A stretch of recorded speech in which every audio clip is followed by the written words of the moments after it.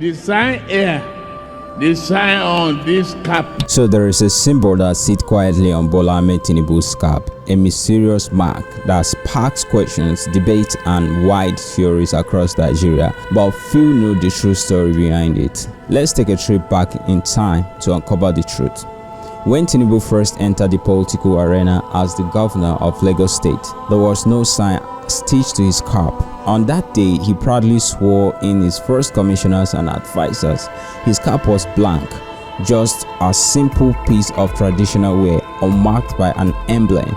He stood before Lagosians, pleading to lead with integrity and competence. I present with confidence my honorable commissioners and other members of my formidable team. They are all men and women of integrity, proving competence and goodwill. But years later, something changed. A sign appeared, bold, distinct, and unmistakable. Why? What happened in between? To understand this, we must go back to the chaotic early 1990s, a time when Nigeria stood on the knife's edge of democracy and dictatorship. In 1993, after intense political pressure, General Ibrahim Babangida handed over power to an interim government led by Ernest Shonekan. But before Shonekan could even warm his seat, General Sani Abacha swept him aside in a brutal coup. In his first national broadcast, Abacha declared all political structures dissolved. No Senate, no assemblies, no political parties. Even simple group meetings could be deemed treasonous. It was a real sign of fear.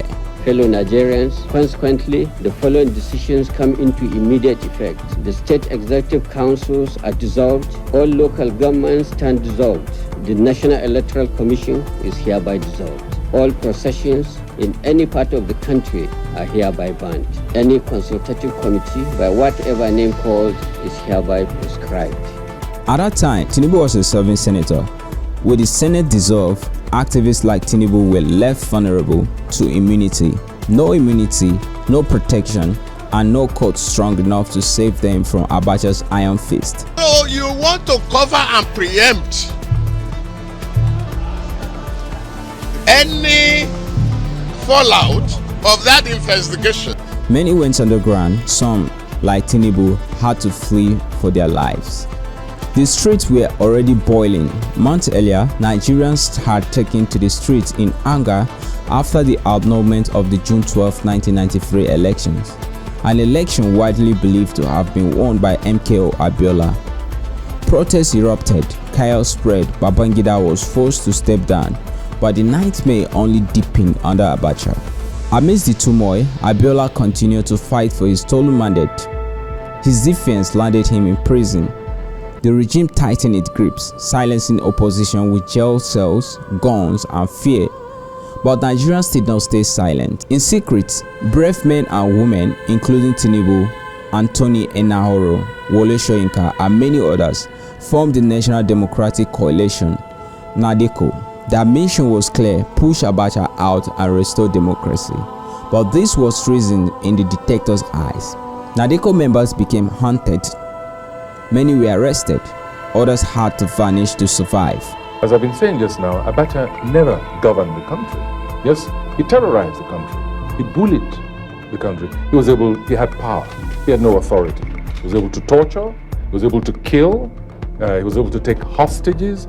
But he never governed the country. Though the NADECO route was born as secret underground escape line for political exiles, Tinubu himself became a fugitive, disguising himself in traditional Muslim attire and slipping across borders by motorcycle, bushpath, and sheer courage, from Nigeria to Benin Republic, then to Togo, and finally to Ghana before boarding a flight to exile. Life on the run taught Tinubu more than survivor. It taught him how to move undetected, change cars frequently, deceive those who hunted him. It was not just an escape from prison. It was a brutal schooling in political survival. Years later, after Abacha's sudden death, the exile returned home. Tinubu reclaimed his place in Nigeria's political landscape, but he carries something symbolic from the dark period. The sign on Tinubu's cap, he explained, is a broken shackle, a tribute to the struggle, the pain, the near-death experience of the pro-democracy years. is a silent message to those who know I was bound, but I broke free. The sign here, the sign on this cap.